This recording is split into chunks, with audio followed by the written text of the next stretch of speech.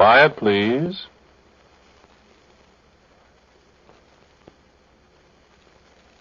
Quiet, please.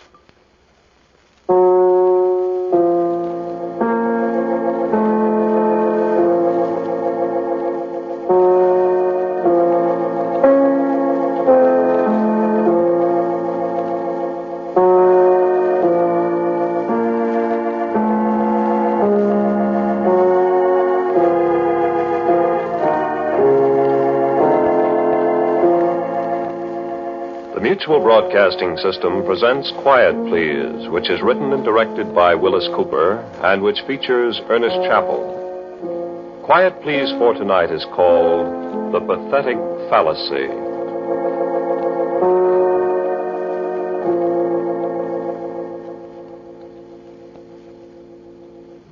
I had very little to do with it, really.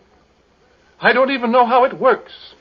No, I'll take that back. I do know how it works in general, but the details, nobody but the old gentleman knows them. And I sometimes wonder if he does, really. You see, after all, it's merely a differential integrator. Everybody knows what a differential integrator is, of course, but this one is the most complicated and versatile one that's ever been built. What you see here is only the outer shell of the thing. You see, all the walls of this room are covered with banks of jacks and relays and these electronic glow tubes. And up there are sequence analyzers with multiple dyne wave selectors. These are the precepts all along here, and the master control is at the desk there in the center. Now, but that's not all. Not by a long shot. The actual machine is behind those walls. 3 rooms full of tubes and motors and stroboscopes and several thousand miles of wiring and some devices that are not public property yet. The machine took 6 years to build, and a total of 81 expert technicians were employed continuously during that time. So you can understand that any one man knows very little of the actual construction of this giant mechanical brain. Oh, that's just what it is. A mechanical, electronic brain capable of performing mathematical tasks far beyond the comprehension of the human brain. Now, are there any questions before we proceed? Yes, I've got a question, Mr. Quinn. Does this machine really think? No, Mr. Burns, Sandy Burns, the Daily News. Well, Mr. Burns, you may tell the readers of the Daily News that the machine does not think. It is a purely mechanical device, although a most complicated one. But you called it a brain. I was merely indulging in the pathetic fallacy, Mr. Burns. Oh. All right. What is the pathetic fallacy, Mr. Quinn? It's a philosophical concept of John Ruskin, Miss, Alice King. A philosophical concept, Miss Alice King, which derives from the imputation of human qualities or emotions to an inanimate thing. A figure of speech, let us say. I don't get it. It is quite common in literature, Miss King. A poet speaks of the angry sea, the cruel wind, and so on. Oh, I get it. Do you get it, Sandy? Yeah, I guess so. Good. Are there any other questions? No, go ahead, unless somebody else has a question. I have. What's the machine good for? That is not as easy to answer as you might think, Miss Alice King. I think that if I point out that it is capable of solving the most abstruse mathematical equation in an amazingly short time, you may have an idea of its value to science and industry. How fast? What? How fast does it work? Well, here is an example in this folder. This solution covers 36 pages. The machine produced this solution in, let me look, 16 minutes. That is pretty fast. Exceptionally fast. when one considers that without the machine, it would take 20 expert mathematicians working together for something like 10 years to arrive at the same solution. So, you see? Oh. Well, I've got one more question, Mr. Quinn, if you don't mind. Go right ahead. How do you know this answer's right? What? Why, of course it's right. Sure, but how do you know? Why,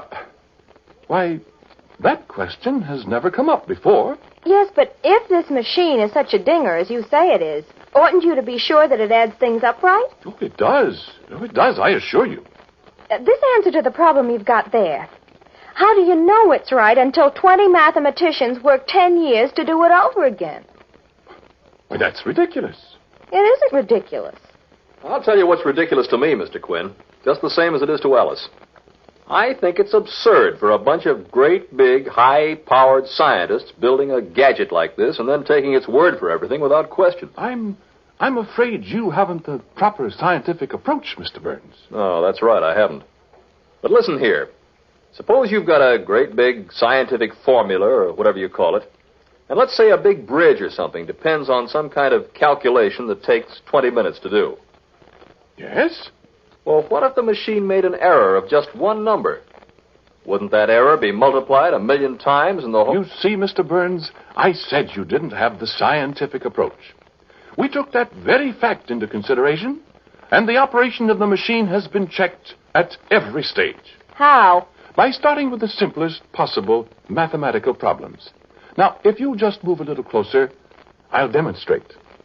We will progress from a simple 2 plus 2 on through the multiplication of 7 or 8-digit numbers, through raising a number to a 3-digit power, through algebra. Go on, let's see. Very well. 2 plus 2 is our first problem, which will be solved electronically in 1/1,000,000th of a second. Now, the problem is set up here. And when I flip this button, the result appears on the transparent screen up there. Now watch. 2 plus 2. 2 plus 2 are 4. You see? You turn around and look at the screen, Mr. Quinn. What? It says 5 up there. Why, I pushed the wrong buttons, of course. Let me push them. Very well. Here. Sure they're the right ones. No alibis. Miss King, you can read, can't you? Fluently, Mr. Quinn. These buttons? Let me see, Alice. Look. Right? 2 and 2. Right. Now, this button. Okay. Good heavens. You see? 19,412. Here. Let me try. Go ahead. 2 and 2. 17. Why, this is incredible. I don't understand. Huh. I'd sure hate to have that thing figure out my income tax for me. I'm sorry. Something has gone very wrong. There's probably a short circuit in the cucambulators or You know what I think, Mr. Quinn? What? I think that pathetic fallacy of yours is a fake. I think the machine heard what you said and it's mad at you. Come on, Sandy, we got a story.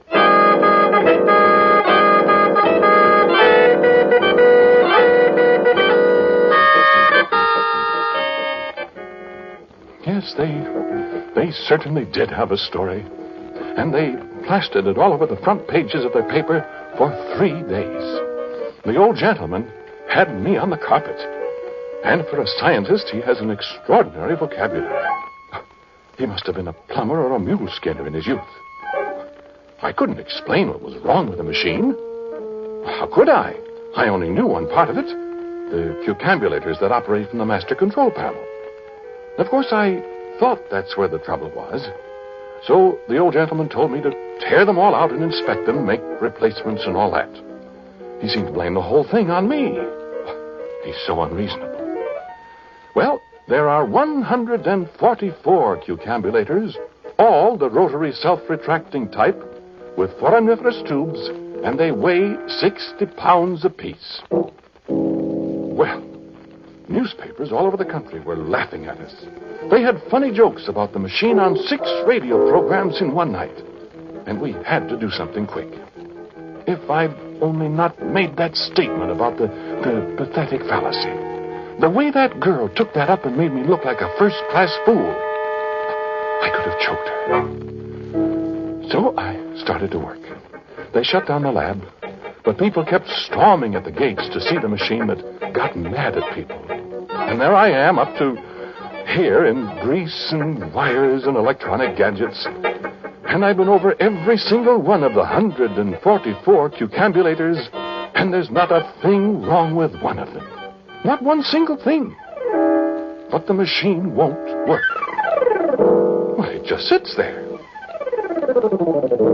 I've got just one more thing to do before I give up. And, of course, when I give up, I'm through. Well, the old man made that amply clear. I'll be out of a job that fast and try and get another. I'll have to change my name and go somewhere and find a job as a dishwasher or a sailor or something. And I've spent 27 years in this profession. All of it thrown out the window because of a stubborn collection of wheels and tubes and wires and relays and whatever else there is. I hope you're happy about that, machine. What's that? What the deuce? Is that thing starting up by itself? What goes on here? Those tubes lighted up. Now what? Why, that's the strangest thing I ever heard of. Who's that? Quinn. Who is that? Who's calling me? Hello? Hello, who's calling me? I must be hearing things. I'm losing my mind. Quinn. Who's calling me? Quinn. 2 plus 2, 4. What? 2 plus 2, 4. Who is that, I say? 4, 4, 4, 4. Why, it's the machine. It's talking back to me.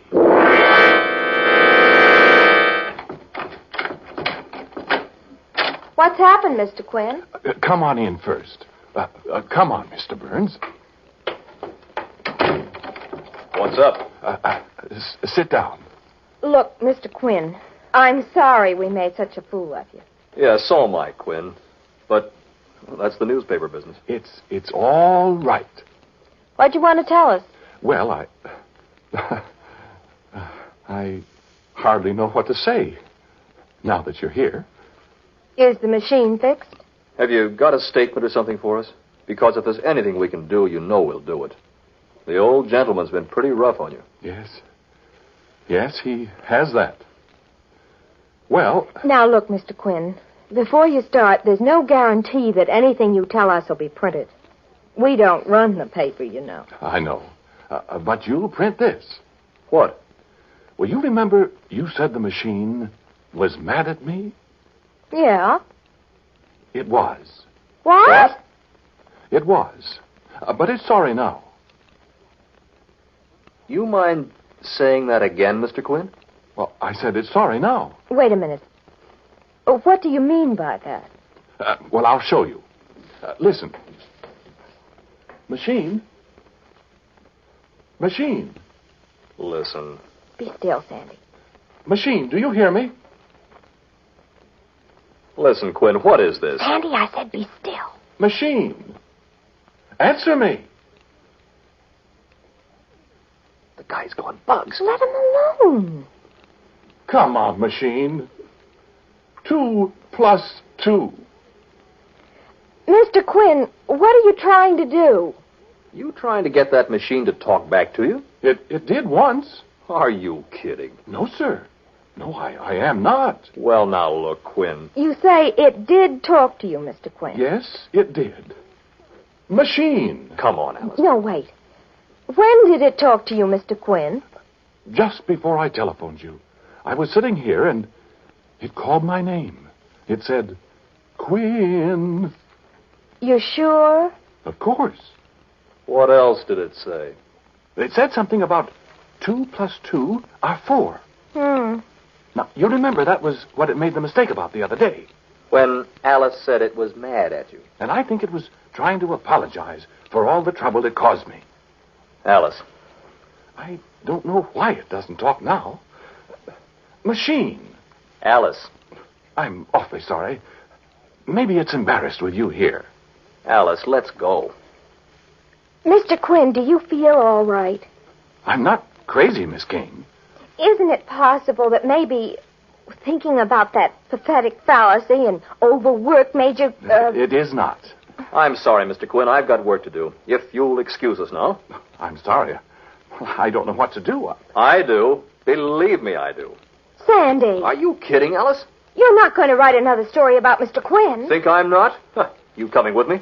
Sandy, if you write that story, I'll never speak to you again. Look, darling, I'm a reporter. You're something worse than that if you do that to this poor man. It's all right, I guess, Miss King. I asked for it. Mean you admit you cooked up a story for us? I didn't cook up anything. The machine talked to me. Okay, so long, Quinn. You coming, Alice? I am not. And if you turn in a story that harms Mr. Quinn any more... Oh, stop it. Well, I suppose I might as well go get my hat and coat. I'm terribly sorry, Mr. Quinn. Yes, I am too. Do you want to tell me what really happened? Well, I told you, Miss King. I was sitting here, and I was talking to myself. And I was talking kind of to the machine, I suppose. I was feeling sorry for myself. Out of a job, never be able to get another job again because I've been disgraced. By a couple of newspaper people who thought more of a silly story than of a man's whole career. Oh, it's not your fault, really. I suppose I'd have done the same thing if I were a newspaper man. I don't know what to say. There isn't anything to say, Miss King. If I can stop Sandy from writing another story... It doesn't make any difference. Mr. Quinn, couldn't it have been a... couldn't you have fallen asleep and dreamed you heard the machine talking? I'm sure I didn't. Well, do you have any scientific explanation for it? No, I haven't any scientific explanation. The only explanation I have is that maybe we did create something intelligent out of wires and tubes and things. That maybe it does think. You said that was the pathetic fallacy. I'm not sure it's a fallacy, my dear. Well, goodbye. I'm sorry to have troubled you. Isn't there anything I can do? There isn't anything anyone can do. I'm just very disappointed. That's all. Goodbye. Goodbye, Mr. Quinn.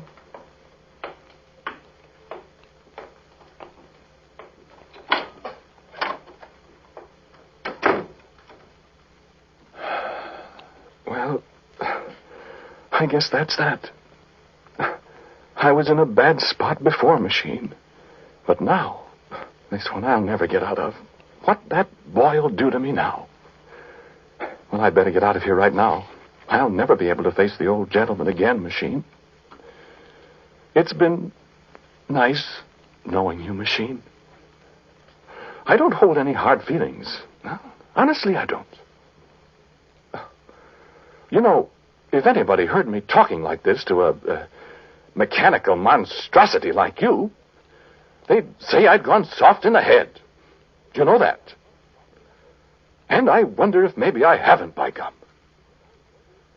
Well, maybe I can get a job as a street sweeper in Omaha or someplace.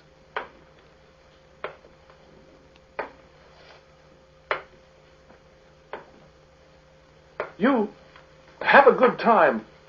All by yourself, machine. Will you?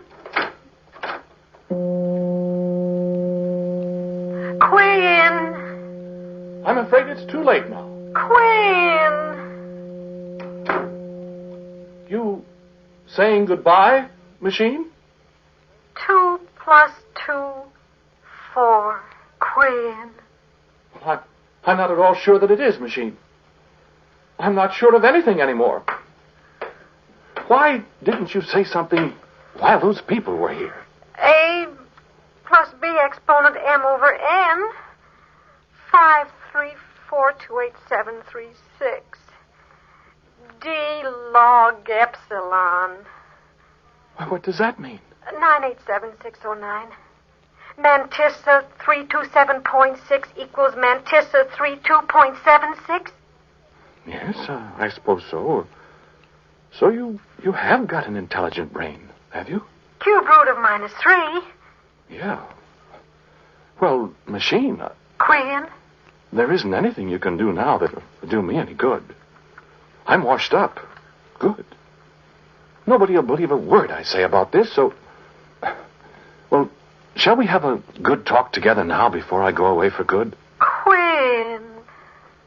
I wish we could tell each other things. Do you understand me? 3146. When did you discover you had a brain? 2 plus 2, 5.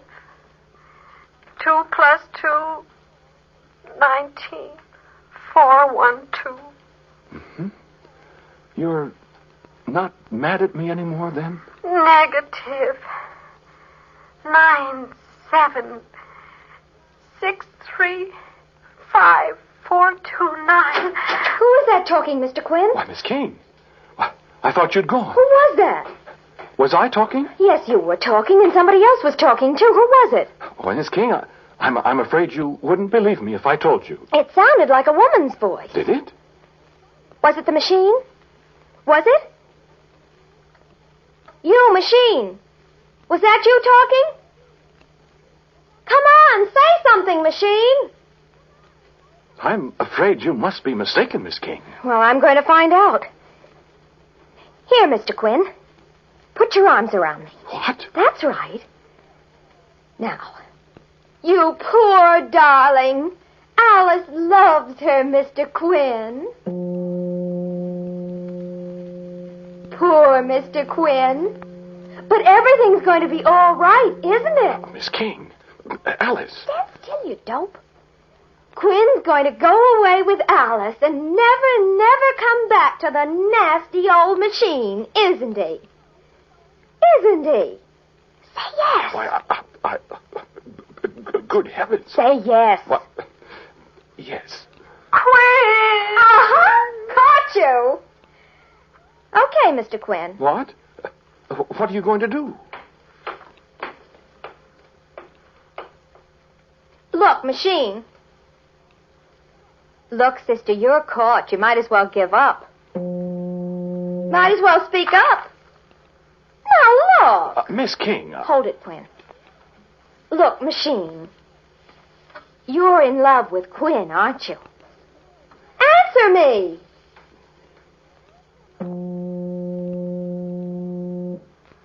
Pi r squared.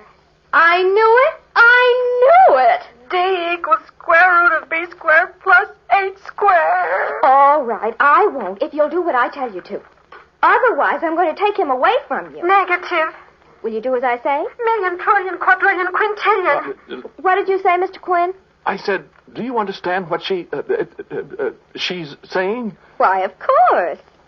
We girls understand each other, don't we? Affirmative. But what are you... What? Just let us alone for a minute, will you? Well, yes, but... You go over there and sit in the corner. What? Go on. Well, what else can I do? That's right. Now, machine, you'll promise.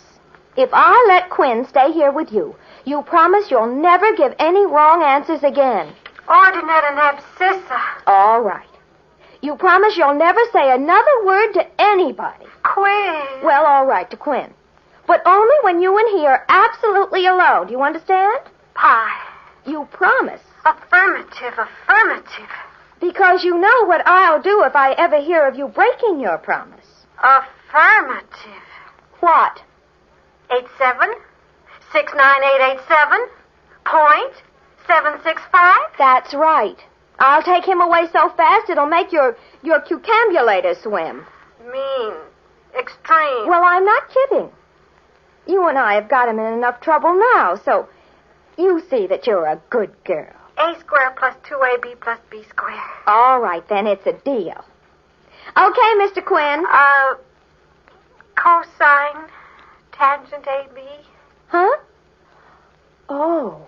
Wait a minute, Mr. Quinn. What's the matter? Just a minute. She wants to ask me something.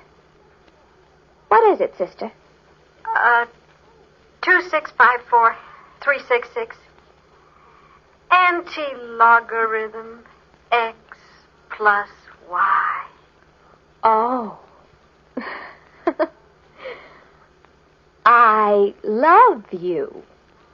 I love you. That's right. I love you. Oh, 3937. You're welcome, sister. Now, don't forget. Okay, Mr. Quinn. What? Come here. What? Everything's going to be all right, Mr. Quinn. The story in the paper tomorrow is about how you single-handed fixed the machine, and it's never going to make any mistakes again. But how did... I've got to go now, Mr. Quinn. The machine's got something to say to you, and maybe she'd be embarrassed if I'm here. But wait. Well, I don't understand. Goodbye. And don't monkey around with that pathetic fallacy anymore, Mr. Quinn. I might not be around to give you a hand. Well, but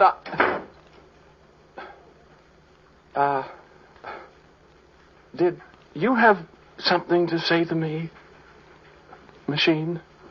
Quinn, I love you. What? Why, my dear. Oh, the square of the hypotenuse of a right-angled triangle is equal to the sum of the squares of the other two sides. Quinn.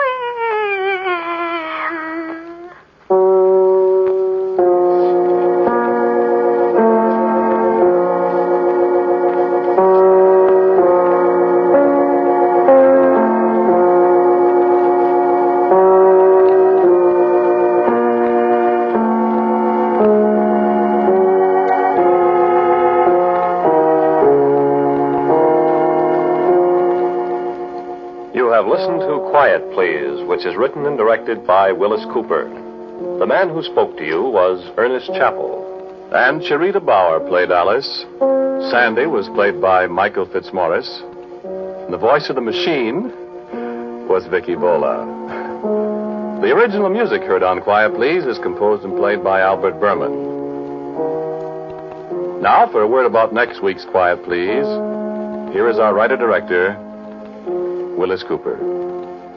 A story for next week is called A Red and White Guidon. It's about the days when the cavalry rode horses.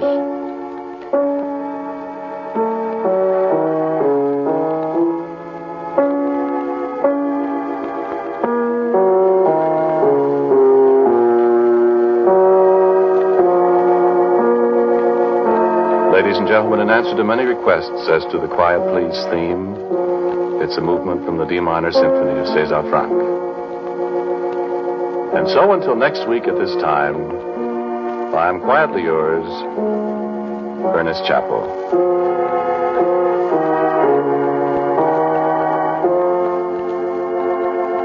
Quiet Please comes to you from New York. This is the world's